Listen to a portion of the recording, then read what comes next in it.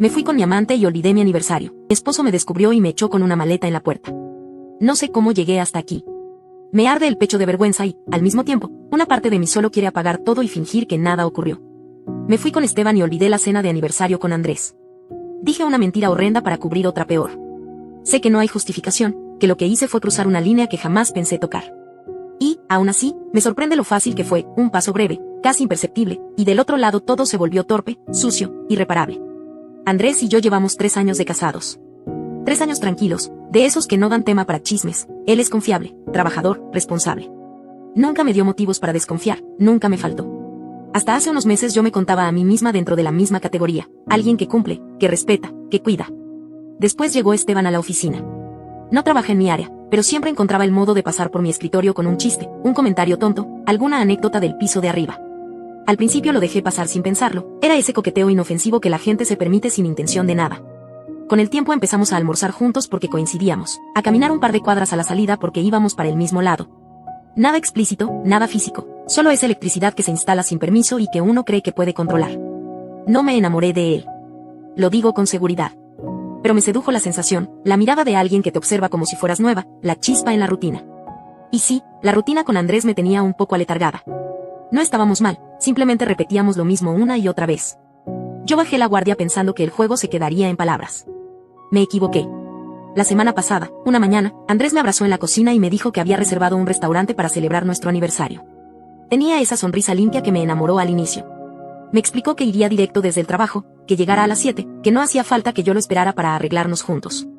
Asentí con un perfecto, amor, como si no estuviera a punto de dinamitarlo todo. Ese día se volvió un torbellino, reuniones encimadas, pendientes que aparecían de la nada, llamadas, correos, y Esteban, que pasó más de lo habitual por mi lugar. Al atardecer se acercó con esa seguridad estorbosa que da el autoengaño y me dijo que si tomábamos algo para destensar la semana. Dudé unos segundos, lo suficientes para todavía elegir bien, y dije que sí. Y lo apagué el celular. Ni siquiera sé por qué. Como si apagarlo sellara una burbuja donde no existieran consecuencias. Fuimos en su coche. Recuerdo luces moviéndose en los vidrios, la sensación absurda de estar escondiéndome a plena vista, la conversación girando a nada, a cualquier cosa. No sé en qué momento la salida dejó de ser salida y acabó en un hotel. No quiero detenerme en eso. No fue planeado, no fue romántico, no fue siquiera placentero. Lo que sí recuerdo con nitidez es el golpe de náusea después, el asco caliente, la culpa trepándose al cuello, la certeza, clarísima, de haber pisado un territorio del que no se vuelve igual. Me vestí sin mirarlo y salí temblando. Tomé un taxi de regreso a la oficina para recoger mi coche. Cuando encendí el teléfono eran casi las 9 y vi la pantalla llena, llamadas de Andrés, mensajes cortos al principio, ¿todo bien? ¿Vas en camino? Y luego más largos, suplicando una confirmación, cualquier cosa. El último mensaje decía que ya iba de regreso a casa y que habláramos allá. Sentí que me caía una lápida encima. No solo le había fallado, lo había dejado esperando solo el día que debía celebrar con él. Conduje a casa con las manos sudadas, memorizando excusas en voz baja y descartándolas al instante. Decir que me quedé trabajando tarde no explicaba el teléfono apagado. Decir que me sentí mal tampoco, porque hubiera podido escribir una línea, mandar una nota de voz, algo. Abrí la puerta y lo vi sentado en el sofá, los brazos cruzados, la mirada clavada en mí. No gritó. No reclamó. Esa calma me hizo trizas. Solté lo primero que encontré, hubo una emergencia. Su expresión cambió, del enojo contenido al susto. Preguntó qué había pasado y yo, sin darle tiempo, inventé, que el padre de Gabriel, el esposo de Verónica, había fallecido, que me avisaron en la tarde, que Verónica estaba destrozada y yo me quedé a ayudar.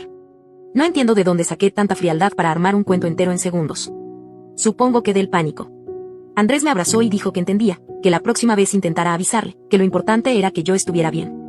Me invadió un alivio cobarde. Creí, por un momento, que la mentira iba a cubrir el desastre. Y entonces llegó la pregunta simple que lo desbarata todo, ¿qué amiga fue? Se me vació la mente. Tenía que elegir un nombre que no pudiera confirmar de inmediato, alguien cercano pero no demasiado. Dije Verónica. Él me sostuvo la mirada y, con esa voz tranquila que usa cuando está leyendo un problema, dijo, ¿Verónica, la que está casada con Gabriel? Asentí con seguridad impostada. Qué mal, dijo. Vi a Gabriel la semana pasada en el supermercado. Platicamos un rato. No me dijo nada. Sentí un frío súbito desde la nuca. Balbuceé que fue algo repentino, un infarto fulminante, que todo ocurrió en cuestión de minutos. Él asintió despacio, como quien deja que la pieza entre en su lugar. ¡Qué lástima! La vida se puede ir en un segundo. Y no agregó nada. Nos fuimos a dormir en silencio. Yo no cerré los ojos. Cada vez que parpadeaba veía a Andrés frente a Gabriel en el pasillo de los cereales, conversando como quien no tiene duelo encima. Cualquier cruce de ellos dos bastaría para deshacer mi mentira de un tirón. Por la mañana, él actuó igual que siempre, un beso en la frente, un luego nos vemos, la rutina de todos los días. Esa normalidad me aterró más que un cuestionario. Ahora escribo desde mi escritorio, con el estómago anudado, sin poder concentrarme. Cada vibración del teléfono me acelera el corazón. No quiero seguir mintiendo, pero tampoco sé cómo afrontar lo que hice sin perder a Andrés. Lo de Esteban fue una idiotez, una locura sin sentido, una caída en cámara rápida. Me da vergüenza, me repugna recordarlo. No quiero volver a cruzarme con él ni a intercambiar un correo. Lo único que quiero es recuperar a mi esposo. Pienso en lo que pudo ser esa noche si hubiera salido directo a casa, si hubiera llegado puntual al restaurante, si hubiera brindado con Andrés por nosotros dos. Pero no se puede rebobinar. Estoy aquí, con la mirada clavada en una pantalla, esperando que el mundo no se desmorone antes de encontrar palabras decentes. Y sé que vendrá el ajuste de cuentas. Tal vez no hoy, tal vez no mañana, pero vendrá. Lo más cobarde sería enredar otra mentira encima de la primera. Ya probé lo fácil que es decir algo razonable y ver cómo se le notan las costuras. También pienso en confesar, en decirle a Andrés todo, con la cara limpia, sin atajos. Pero me aterra verle romperse, me asusta imaginarlo empaquetando mis cosas, pronunciando la palabra que flota como un cuchillo. Me pregunto si lo que hicimos Esteban y yo cuenta como un error aislado o como una sentencia definitiva. Me pregunto si una vida entera puede sostenerse después de un impacto así. Andrés sospecha, lo siento en su silencio. Es demasiado observador. El detalle de Gabriel en el supermercado no fue casual, lo soltó como una sonda, esperando mi reacción. Y yo me delaté con la torpeza de quien corre en arena. Si vuelve a toparse con él, y es cuestión de tiempo, si lo aborda con un pésame que no corresponde, la mentira caerá de inmediato. No sé cuánto me queda. Mientras tanto, trago el miedo y reviso mentalmente cada paso de esa noche, la invitación, el auto, el hotel, el teléfono apagado, el regreso, la mentira. Todo embarrado, todo mal. Quisiera poder pedirle a alguien una fórmula limpia para reparar lo que rompí, pero no existe. A lo sumo queda elegir el modo en que enfrento las consecuencias, decir la verdad y ver arder la casa, o seguir fingiendo y esperar a que el fuego llegue por su cuenta. Lo que sí tengo claro es que no hay más margen para Esteban. Si me escribe, no respondo. Si aparece por mi escritorio, me levanto y me voy. No por moralina tardía, sino porque ya no quiero estar ni a 2 metros de lo que me convirtió en esto. Y, aún así, el daño está hecho. Nadie me lo va a quitar. Me lo llevo puesto, como una marca de agua que no se borra. Respiro. Me enjuago la cara en el baño y regreso a mi lugar, donde el cursor parpadea sobre un correo que no importa. Pienso en Andrés preparando aquella reserva con ilusión de niño grande, en su abrazo de la mañana, en su calma de anoche. Y me pregunto si su silencio es una tregua o una despedida. No hay más ruido afuera que el de las teclas de la oficina y, sin embargo, por dentro todo retumba. No voy a escribirle a Esteban. No voy a justificarnos con la palabra rutina. No voy a convertir a Andrés en un culpable imaginario para aliviarme. Esto es mío. Es mi error. Y hoy, por primera vez desde que crucé esa puerta de hotel, lo miro de frente sin buscarle coartadas. Si alguien me preguntara qué hacer, no sabría decir otra cosa que no llegues hasta aquí. Pero yo ya llegué. Ahora me queda elegir si le hablo a Andrés esta noche y le digo la verdad, o si me escondo una jornada más detrás de la oficina, del tráfico, de cualquier excusa blanda. El reloj marca las 5:12. Falta poco para irme. No tengo idea de qué versión de mí cruzará la puerta de nuestra casa. Solo espero, con una mezcla cruel de miedo y ganas de aferrarme a algo, que aún no sea demasiado tarde. Porque, aunque suene irónico viniendo de mí, a Andrés lo amo. Y no quiero perderlo por este acto estúpido, por esta debilidad que me estalló en las manos. Me aferro a esa idea como a un salvavidas mientras escribo esto, como si decirlo con todas sus letras pudiera, de alguna manera, prepararme para lo que venga. Al día siguiente de aquella mentira, Andrés se comportó como siempre, desayuno en silencio, beso en la frente, comentario casual sobre el tráfico. Esa normalidad me atravesaba como cuchillos, porque cada palabra suya parecía una confirmación de que estaba midiendo mis reacciones, esperando a que me contradijera. Yo fingía calma, pero dentro llevaba un temblor constante. Mientras trabajaba, mi mente se aferraba a un solo pensamiento. Cualquier encuentro de Andrés con Gabriel bastaría para derrumbarlo todo. Esa conversación en el supermercado ya me había puesto contra la pared, y la probabilidad de que volviera a verlo era altísima. No podía borrar su última frase, no me dijo nada, como si Andrés hubiera dejado la trampa lista y yo hubiera caído de cabeza. Traté de actuar como si nada. Me esmeraba en los detalles, mensajes cariñosos, llamadas en medio del día, cenas improvisadas en casa. Lo hacía más por miedo que por amor, como quien intenta tapar una grieta con cinta adhesiva sabiendo que tarde o temprano se abrirá igual. Y, mientras más intentaba, más evidente se volvía mi culpa. Esa semana, Andrés mencionó de nuevo a Gabriel. Lo dijo con calma, como quien lanza una piedra al agua para ver hasta dónde llegan las ondas. Tal vez podríamos invitar a Gabriel y a Verónica a cenar pronto. Hace tiempo que no los vemos. Me quedé helada. No supe qué contestar en ese instante. Apenas pude murmurar un sí, claro, sería lindo. Pero sé que se notó en mi voz, que mis ojos buscaron cualquier cosa que no fuera su mirada. Él no dijo nada más. Solo asintió y siguió viendo televisión, como si no hubiera lanzado un misil directo a mis mentiras. La tensión me estaba consumiendo. Cada día era un esfuerzo para no dejar que la ansiedad me delatara. Y aún así, seguía pensando en cómo arreglar lo del aniversario. Sentía que necesitaba compensarlo, equilibrar la balanza, aunque fuera con algo superficial. Le propuse organizar una cena especial. Yo misma me encargaría de todo. Quería demostrarle, al menos en apariencia, que seguía siendo importante para mí. Andrés aceptó con una sonrisa que no supe leer, sincera, resignada, irónica. No pude descifrarla. Mientras tanto, lo de Esteban se volvió insoportable. Me evitaba a ratos, como si supiera que lo nuestro había sido un error que no debía repetirse. Pero otras veces aparecía cerca, con insinuaciones disfrazadas de bromas, como si quisiera recordarme lo que había pasado. Yo fingía no escuchar, no ver, no sentir. Lo último que quería era volver a quedar atrapada en esa espiral. No tenía ganas de él, no tenía ganas de nada. Solo quería salir de la oficina sin que nadie me nombrara, llegar a casa y fingir normalidad con Andrés. Una noche, mientras preparaba la cena, Andrés volvió sobre el tema del supuesto fallecimiento. Me preguntó con voz tranquila si había vuelto a hablar con Verónica. Se me secó la boca. Contesté que no, que otras amigas ya le estaban apoyando, que yo no quería estorbar. Cambié de tema enseguida, pero sentí que mi explicación se desplomaba apenas salió de mi boca. Él me escuchaba sin interrumpir, con esa calma que se volvió aún más perturbadora que un reproche. Era como si hubiera decidido dejarme sola con mis mentiras, viéndome hundir poco a poco. Esa noche no me preguntó más, pero al acostarnos se giró hacia mí y me abrazó. El gesto me desconcertó tanto que me puse a llorar en silencio, de espaldas, rezando porque no lo notara. Los días siguientes fueron una tortura silenciosa. Yo me esforzaba en mostrar cariño, en revivir lo que habíamos sido, mientras mi cabeza repetía que tarde o temprano todo saldría a la luz. Y en ese vaivén, entre mi miedo y sus silencios, empecé a darme cuenta de algo peor. Andrés ya no estaba buscando confirmación. Estaba esperando que yo misma me desenmascarara. Esa certeza me quitaba el aire. Sentía que cada gesto suyo era un espejo en el que me veía reflejada como realmente era, culpable, frágil, desesperada por sostener una mentira que ya no tenía salvación. Y lo peor era que no sabía cuánto tiempo me quedaba antes de que la verdad me golpeara de frente. No sabía en qué momento Andrés había empezado a sospechar de verdad. Yo me repetía que aún podía sostener la mentira, que con suficiente cuidado podría hacer que todo se olvidara. Pero la calma de él, esa tranquilidad con la que me miraba y me hacía preguntas pequeñas, era lo que me revelaba lo contrario, ya no confiaba en mí. Lo confirmé cuando, sin proponérselo, me habló otra vez de Gabriel. Fue en una charla casual, mientras acomodábamos las compras en la cocina. Me crucé de nuevo con Gabriel en el supermercado, dijo, como quien recuerda algo al azar. Estaba emocionado porque por fin le arrancó el motor a su carro viejo. Dice que este fin de semana va a meterse con la carrocería. Yo asentí, apretando un paquete de arroz entre las manos. Por dentro me estaba desplomando. ¿Cómo podía estar hablando con tanta normalidad de alguien que, en mi versión, estaba de luto por la muerte de su padre? Esa contradicción era un espejo roto que él me estaba mostrando sin palabras. No insistió. No me reclamó nada. Solo me dejó con esa idea masticando en mi cabeza. Y entendí que ya lo sabía. Que tal vez no conocía todos los detalles, pero sí que yo había mentido. Y que no pensaba darme el beneficio de la duda. Fue entonces cuando empecé a sentir el cambio más profundo. Andrés me observaba en silencio, me trataba con la misma cortesía de siempre, pero ya no estaba conmigo, sino contra mí. No necesitaba gritarme, no necesitaba golpear la mesa ni armar un escándalo. Me estaba dejando caer sola en mi propia trampa. Esa semana decidí redoblar mis intentos por compensar. Organicé una cena de aniversario en un restaurante bonito, le hablé de flores, de hacer algo íntimo, especial. Le conté que yo misma quería pagar todo, incluso reservar una suite para después. Andrés me escuchaba en silencio, asentía, me decía me parece bien. Nunca me detuvo, nunca me preguntó por qué tanto esfuerzo. Y en el fondo supe que esa pasividad escondía algo, estaba dejando que yo me hundiera más.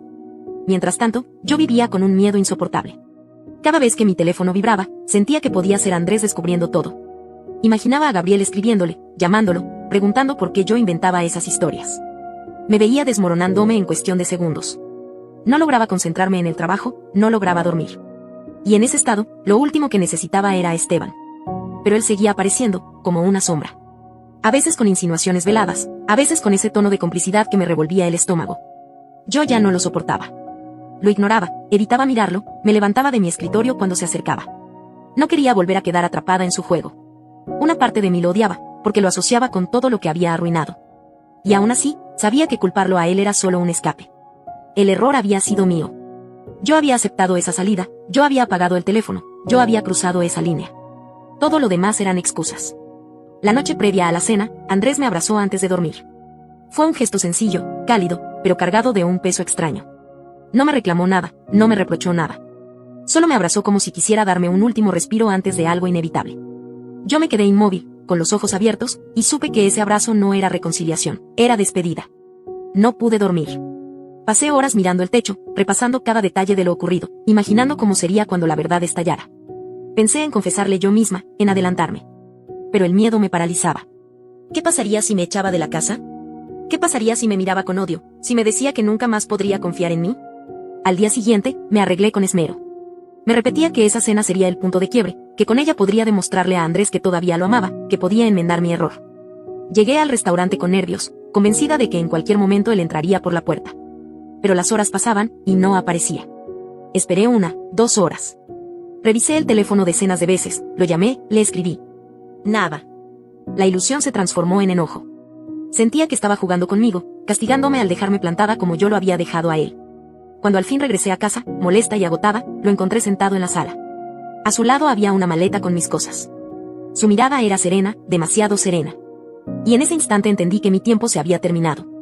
Cuando entré aquella noche y vi la maleta junto al sillón, sentí que el aire se me escapaba de los pulmones. No era un detalle menor, no era un gesto improvisado. Andrés lo había decidido. Me miró en silencio mientras cerraba la puerta y me quedé de pie, sin saber si avanzar o retroceder.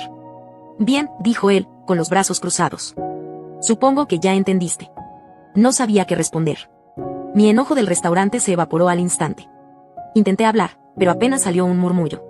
Y sabes, continuó él, hablé con Gabriel. La habitación se volvió un vacío. Mis rodillas flaquearon. Lo miré con los ojos abiertos de par en par, esperando que fuera un engaño, un truco. Pero su voz era demasiado firme. Me dijo que está muy bien, que su padre también. Que nadie ha muerto. ¿Tienes algo que decirme al respecto? Tragué saliva. Sentí la garganta cerrarse. Intenté hablar y nada salió. Me quedé tartamudeando, hasta que, con un hilo de voz, admití. Está bien, mentí. Andrés no reaccionó. Solo me observaba, esperando. Yo me lancé a lo primero que encontré. Ese día se me olvidó lo del aniversario.